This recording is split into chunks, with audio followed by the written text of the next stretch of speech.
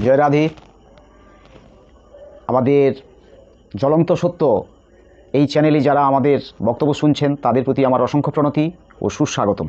যেমন ধরুন, আজকের দিনে যে সমাজে এত কোটি কোটি মানুষ, এদের সৃষ্টি কোথায়? না, নারী এদের সৃষ্টি করছে, নারীর গর্ভে এদের সৃষ্টি।